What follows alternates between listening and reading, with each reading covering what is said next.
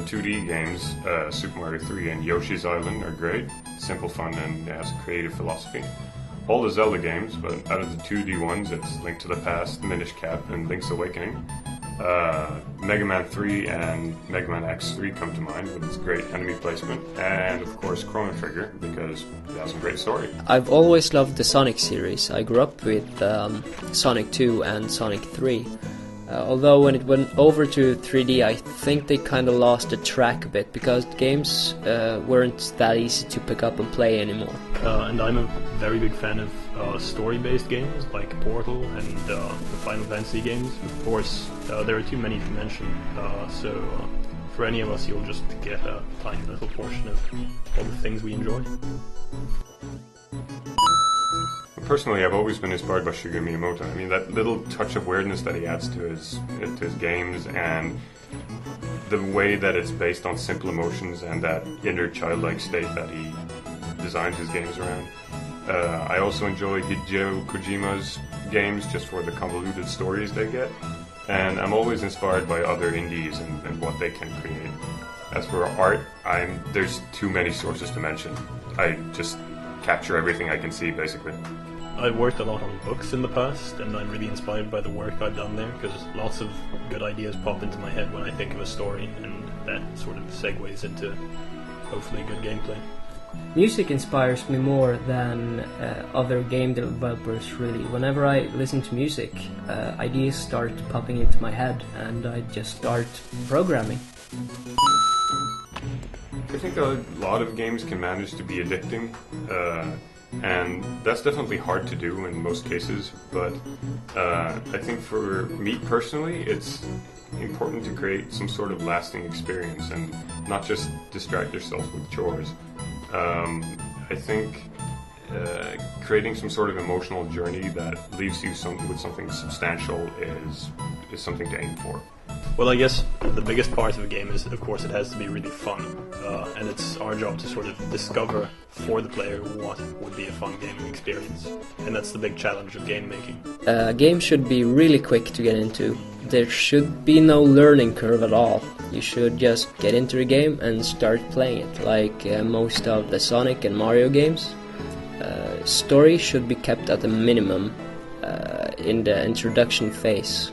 You really want to introduce the player to the game as quickly as possible.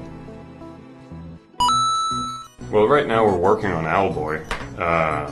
The game specifically was created to try and do something new with 2D gameplay and 2D game mechanics.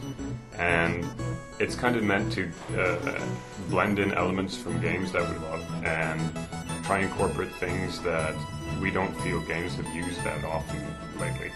It's also a game that we're not going to release unless we feel that the quality is top-notch, so hopefully the quality will shine through. Basically, just like any other indie team, we're just trying to create the very best game we can. But from what we're seeing so far, people are really liking it, and we're really liking it too, and it's getting better every single day, so we hope by the time we release, it'll be one of those games you can remember for a long time.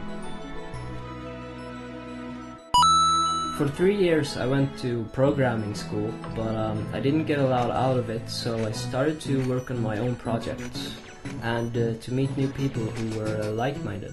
For me personally, I took art school and then went over to 3D design and animation. And kind of like Joe, I didn't really have much use for it.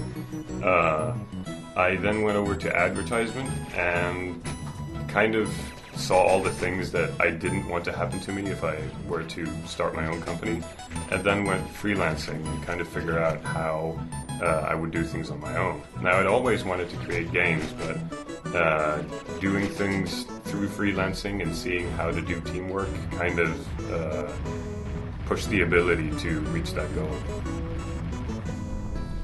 I studied programming, which is how I learned to program, obviously, and I also had a stint into rhetoric, which has helped a surprising amount because the school of rhetoric really teaches you how to think creatively, and that's been really useful.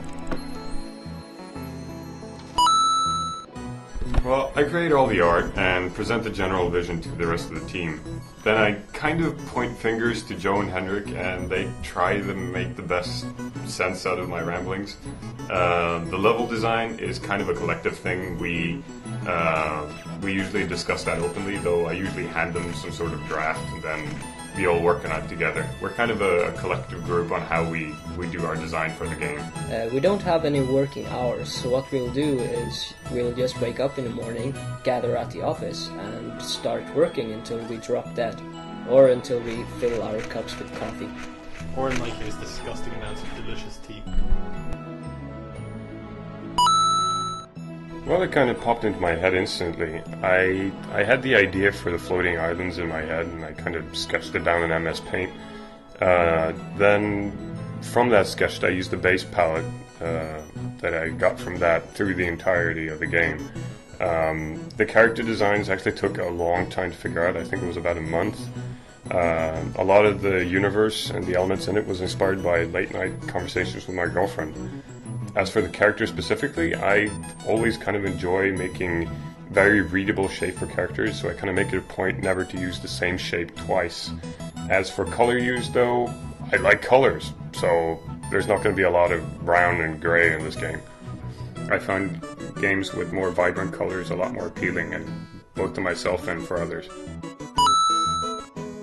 When I first started to work on the project, the engine was already made, and it was kind of hard to get into the XNA framework and the engine from the get-go. But as I continued to work on it, it grew on me, and now we're getting kind of up to speed on the development. Yeah, basically our tools and engine were written from scratch, and it was originally intended to be used for a demo, not for a full game. So it's lacking in a lot of areas, and we simply haven't had time to rewrite it into something better.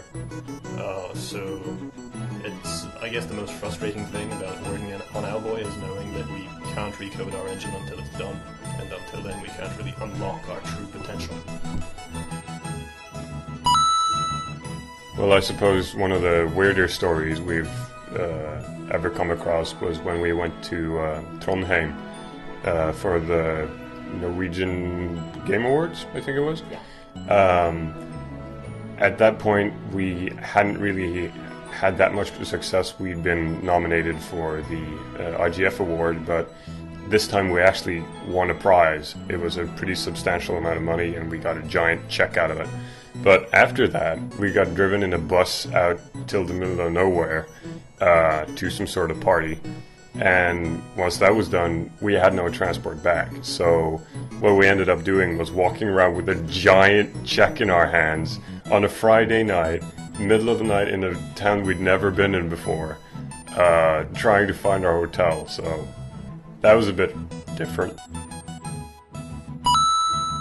Owlboy is still in development, so full focus goes into development on Owlboy. But we've got our other projects, which is Vikings on Trampolines, which is just a fun little side thingy we've done on our spare time. But eventually we'll probably start developing it some more.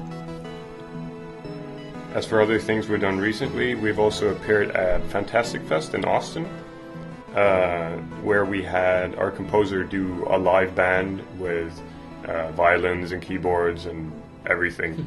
And so that was a pretty awesome performance where we gave out free soundtracks, and we had the whole t-shirt get up and everything, and everyone can go out and try out the game. So if you want to check that out, you can also visit Jonathan Gear's website for that.